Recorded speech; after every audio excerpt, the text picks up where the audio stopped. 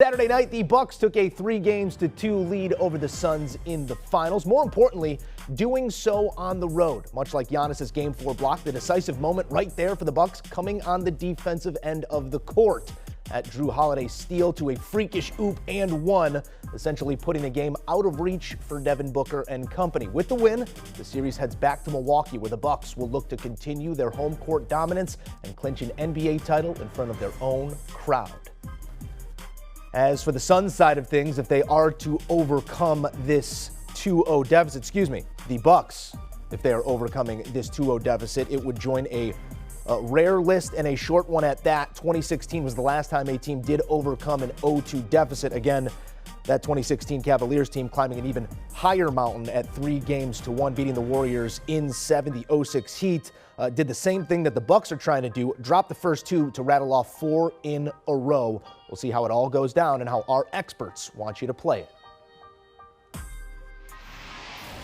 For more, we welcome in two of the finest minds in sports betting, the Wizard of Odds, Kenny White, alongside Sportsline analyst Tim Doyle. Two men who I know are holding Bucks and 6 tickets. Gentlemen, those tickets have never been more alive than right now. Before we put some picks to Game 6, guys, let's dig into what we saw a night ago. Giannis again dominant. Chris Paul almost apathetic as Devin Booker again goes for 40 points. Jrue Holiday playing some of the meanest two-way hoop we've seen all season. Total sum of the parts, Bucks are now 1 win away from glory. Tim Doyle, what did you make of it all in Game 5? Yeah, it was all an adjustment from Mike Budenholzer, the coach that never makes adjustments, apparently, Joe. The adjustment was putting Jrue Holiday on Chris Paul, and ever since you've kind of limited the head of the snake of the Phoenix Suns, and we all know I love Chris Paul. I bet Chris Paul to win the regular season MVP. He, at one time during the finals, after the Suns took a 2-0 lead, was minus 180 to win the finals MVP. Wow, a lot has changed over the last 3 games, and thanks to that guy right there, Jrue Holiday, who really the first 4 games of the series, his offense was on a holiday. He played pretty well in Game 3, but the rest of the games, he actually was shooting around 36%. I was just waiting, Kenny, for the game where Jrue Holiday, Chris Middleton, and Giannis all put it together. Well, that's what they did in Phoenix. They overcame a Suns team that shot 13 of 19 from 3, and they go and win on the road. The way I handicapped this series was I thought Milwaukee could win a game on the road. As for Phoenix, they're going to look back on Game 4. And if you bet Phoenix in Game 4, you had the right way. And sometimes in sports, you can handicap it right. You could be getting points. You could be up 9 in the fourth quarter, and you can lose that game. Kenny, what I tried to do with game number 5 was put myself in the Suns' shoes. After blowing Game 4 like that, man, they had to go home. And they didn't come out flat in the first quarter, but they have to be sitting there scratching their heads being like, we could have easily won this series. Yeah, there's no doubt, Tim. You know, a lot goes into these series emotionally for these teams. And, you know, Phoenix impressed me just getting where they are right now. But when you look back how they got here, they beat a Laker team that lost Anthony Davis. They were all banged up. There was a team that was just tired, not ready, and Phoenix jumped on them. They beat a Denver team that didn't have Jamal Murray. They beat a Clipper team that lost Kawhi Leonard. So they played 3 teams that lost their superstars. And were able to get by those series, and it wasn't easy for them to get by those series. They didn't sweep. They took 6-7 games to get by them. So now getting into Milwaukee, when they played Milwaukee in Game 1, the Bucks just come off a very emotional series of winning 2 games without Giannis to get to this point. And you know what? Phoenix blew them out. But Game 2 is almost identical. Milwaukee couldn't get their legs under them yet. But a couple days rest. It was an extra day's rest there going back to Milwaukee. The home court definitely changed. Game 4 changed my mind on the Suns that they were a little bit better than what I thought they were, because they almost should have won Game 4 as well with a big lead, 9-point lead with about 8 minutes to go in the game, and blew that lead. So these teams are very even. I think they're very evenly matched right now. Home court is so huge still. I still think home court is worth 5.5 points for each team, and that's right where about the line is right now. So these are 2 even teams. Well, heading back to Milwaukee, let's take a look at that line. Kenny, Tim could be cashing some futures tickets, but it's bittersweetness. It could also be our last game of what's been a lucrative season at the wagering window, fellas. Taking a look at the Game 6 line, Bucks are 5-point favorites at home. We're on average. They've outscored opponents by double digits this postseason, guys. Kenny White, how do you feel about this number? See, now I've got to add revenge into the equation here, because you lose a game at home like the Suns did. Now there's motivation. There's also that motivation of it's so funny how confidence and overconfidence works in opposite directions sometimes. The Suns are up 16 after one. It looks like it's over with. And we know they blew them out in game 1 and game 2. And then here comes the Bucks with a gigantic second quarter. So do the Bucks get a little bit overconfident now going back home in Phoenix, now with their backs to the wall? This is a game they always say the hardest game to win is the game to close it out. So I really feel good about giving 2.5 points to the betting line to the Suns. My line was 7. I said the line I thought should be 5.5. My line was 7. I take off 2.5 points. My personal betting line is 4.5 on the game. So I've really got no bet on this game. I can't bet against the Bucks. I'm going to pass on the side, and I'll wait till the game starts. Hopefully Phoenix will get a big lead once again early, and I can come back and get a great number on the Bucks. Yeah, I think if you're not holding Bucks futures, which Kenny and I are, I'm also holding Giannis at 5-1 to win the MVP, which I bet after they were down 2-0. If you're not holding Bucks tickets, you should bet the Suns. Why should you bet the Suns? Because no one's going to bet the Suns, okay? Everyone's going to bet Milwaukee in this game. This is like the classic, like when everyone's going one way, you need to go the other way. Plus, obviously, you're getting an edge. Even Kenny's talking about this is an edge a little bit, 0.5 point with his number versus the number in the game. And if you wait, this thing's going to go to 5.5. This thing may go to 6. So how I would bet the game is I think the Bucks are going to win because I picked them in this series and I picked them all playoff series long, and this is the point I want to be in. So, I could just kind of sit back on the money line. I just need to win the game, and I'm going to cash all sorts of tickets. And to those haters out there that told me I'm a sellout for selling my Phoenix Suns futures because my wife wanted a new floor, she wanted my house painted, and yes, I was sick to my stomach, okay? I had Phoenix Suns to win the championship at 40. I sold the tickets. Now, I'll tell you this once and I'll tell you this again. You never go broke taking a profit, okay? And yes, did it cause marital problems? Yes, we're seeing a therapist for couples right now. Yes, I brought it up to them. But now that it's all going in the right direction, I've hedged my bets with the Bucks, I feel amazing this morning. Yeah, I'm going to go to church, and I look to the man above, and I go, please, get the Bucks home. Get them across the finish line. It's always nice when you could walk into your kitchen, TD, and point to your winnings, too. That's the Chris Paul fridge. Those are the Devin Booker cabinets. It's a very nice thing to have. So sometimes happy wife, happy life. You just got to listen to the misses, and you're a winner more ways than one. Game 5, guys, no doubt carried a much quicker pace early on. We boat raced a total of 218. The Game 6 number, in turn, has ballooned a bit. Going up to 222, still a reasonable number in terms of the 242 that we saw on Saturday. TD, what sort of pace can we expect back in Milwaukee? Hard to tell, but one thing is for sure with the Suns, they've had a hard time breaking 100 in Milwaukee. So I'm not going to go after the game total. I'm going to go after Suns total here, and I'm going to go under Suns team total 108.5. First 2 games of the series, 118 points for Phoenix in Phoenix. Obviously yesterday, another high-scoring game. But they get up to Milwaukee, which is Algonquin for the good land. Hey, stop staring at me over there. Alice Cooper told me that in Wayne's World. They have a tough time scoring. And if Milwaukee's going to win this series, can they get contributions from Holiday, Middleton, and Giannis again, outscore Phoenix like they did in game number 5? I think they rely on their defense. I think they feed off that energy. And at what age does Kenny White go to the Deer District and start dancing around? Like I'm 38 years old. I can't do it anymore. But between 16 and 24, Kenny, I would have been there.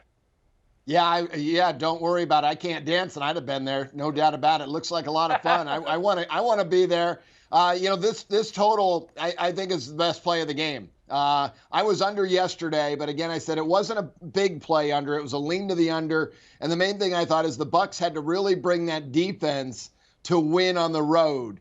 Well, both teams shot the lights out yesterday. The pace was the same as it has been every single game so far, except for actually it was one possession lower. There was only 94 possessions yesterday, and they've been getting 95 every game. So it was down 1 possession. It was just a 3-point shooting that was on. It was great offense. I can recall easily game 3 and 4. All I heard from the Bucks fans was defense, defense, defense. You're going to hear it again in game 6. I think this game slows down a little bit to a crawl, and Phoenix cannot let Milwaukee get out.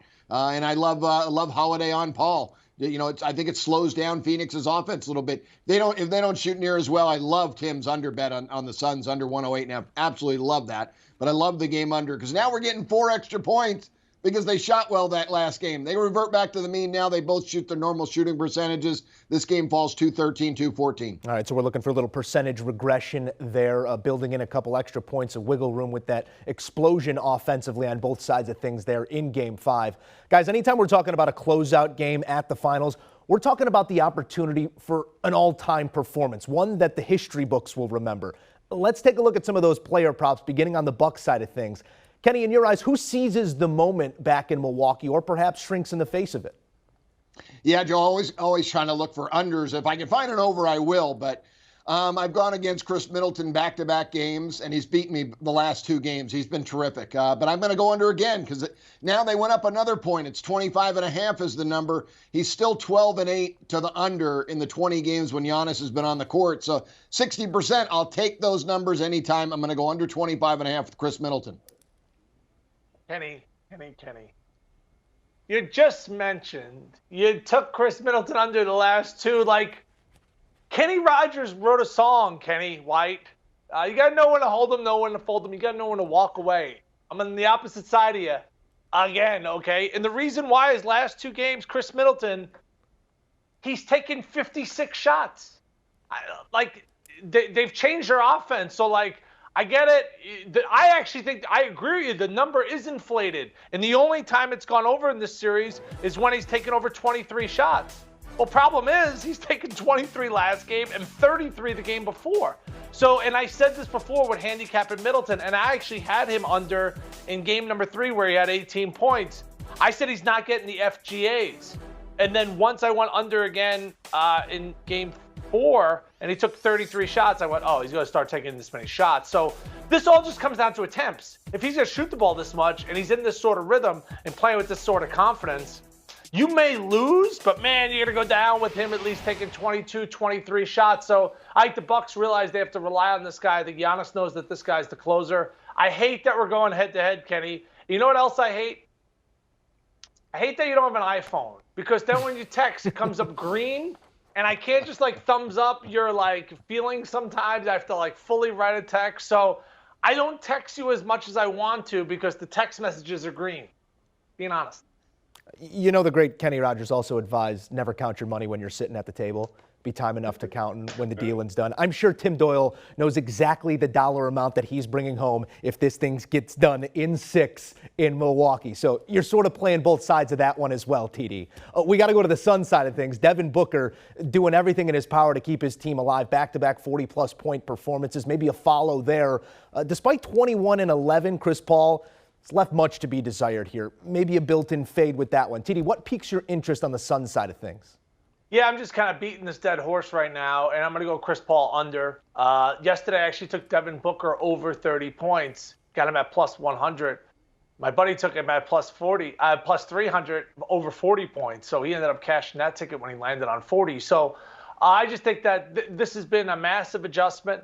I thought Chris Paul looked really unbelievable. Not good. He looked unbelievable the first 2 games. Well, that's because he was being guarded by Bobby Portis and Brook Lopez. You could see that they're fighting over the screens. Great job by our staff there at HQ, showing the defensive adjustments, right? Last couple games, those guys are not guarding Chris Paul. Drew Holiday's getting over those screens. There's your help defense. They've made the adjustments, and that's really been the difference in the series. Suns have had their opportunities. They're going to look at game 4s, the woulda, coulda, shoulda game that Booker gets in foul trouble. But I think the only way the Suns win this game is if Booker goes for 45 or 48. That actually could happen, but I think they figured out Chris Paul, so I'm going to go under his points total. Hey, we definitely agree on this one. The adjustment with Holiday on Paul was big, but when I went back to crunch the stats, we know how good these teams are at home. There's got to be certain players that are different home and away. And on the year, Chris Paul's median points per game at home was 23. On the road, it was just 18. So, yeah, I'm under with you, Tim. 21.5, that's ridiculous. And again, the crowd's going to be on defense. Holiday's going to be in his face. The adjustments there, jumping the screens. He's just not getting the open looks that he got in game 1 and game 2. So I think he's also worn down a little bit. He just looks maybe a little bit of a step slower. So under 21.5 looks like a very safe bet to me. All right, so both of our guys fading Chris Paul there in what could be a decisive Game 6 in Milwaukee. Just the body language told me the entire story over the last couple games, whether it was good, bad, or otherwise. Chris Paul just almost uninterested is the word. We'll see how it all plays out in Game 6, but as was detailed at the outset, I sit amongst the Bucks and 6 boys. Taking a look at the series price, guys, maybe you buy a little hedge here on the Suns at 4-1. You could get middled on a Bucks and 7 situation then, but maybe you don't take out that hedge. Kenny, any value that interests you at this point on the series price? Yeah, at this point, it's easy to just do the math because we know the Suns, it's a 2-team parlay for them to win. So it's easy to find out what the price should be. They're plus 180 in Game 6. They're going to be back to minus 175 in Game 7. And you do that 2-team parlay, it should be plus 326. Right now, I think the current odds actually are a little higher than plus 310. I think you can get 350 at some places. So if you could find anywhere over 350 on Phoenix, you have a small value, but I'm passing on it. I'm not playing it. I'm a Bucks fan. I'm rooting for the Bucks to close this out in 6, win this series. Let's go. Let's move on to the college football season. Yeah, I think you could learn a lot here if you're a casual bettor that, sometimes it's better to wait. And I thought if you bet the Bucks before the series, that was such a big gamble because you didn't know what you were going to get from Giannis. And I think the future of the NBA, honestly, the future, when we're old and gray, sorry, Kenny, is live betting, especially in the NBA. Regular season, live betting is the future because you don't know who's going to be a go, right? Like, is Kawhi going to play? Is this a game LeBron's going to sit out? I think the NBA is all for live betting in the future because when you bet Dallas, you want to make sure that Luka Doncic plays. So this was a series that if you held off, if you went William Wallace and Braveheart, you said, hold with the long sticks. If you would have waited and been patient, you could have got the Bucks at plus 375. You could have got Giannis at plus 500. And then once you saw that he was playing at a high level and he was back to normal, that was the time to kind of use your basketball IQ and jump in. So right now, I think it's time to sit. I think if you want to play the Bucks in Game 6, you bet them on the money line. I think if you have not bet this series, I think it takes a big pair of you-know-what to bet the Suns in this game because, man, they cannot be feeling too good about themselves. But everyone, I bet you over 80% of the money is going to be on the Bucks in game number 6. I'm just going to sit tight. Now it's time for me just to hold. And after this series is over and I cash these tickets, I'm going to be at someone's engagement party in Elmhurst, Illinois. And I was already planning on giving Mr. Joe Musso maybe like a hunch or two just for like, hey, congratulations, way to get your life started and stuff, engagement party. Now, Joe, we hit this. You know what I got to do? I got to wet the beak a little bit. Let's wrap this thing up in 6, and you wrap that up in a nice envelope, and we will call it a day. Tim Doyle and Kenny White, always on the money. Thank you, gentlemen.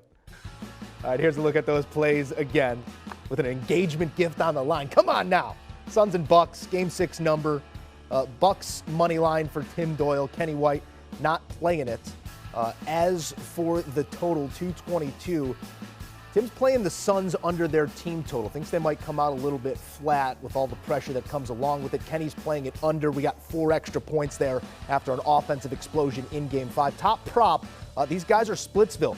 Tim loves Middleton over the 25.5. Kenny's going back to the well. Middleton under his 25.5. As for a player prop on the Sun side, if you're looking for consensus, look no further. 2 Chris Paul fades under 21.5 points. Want a sports network that delivers everything that matters about the game? The highlights, the picks, the instant analysis. No yelling, no fake debates, no politics. Hit the subscribe button and never miss a moment.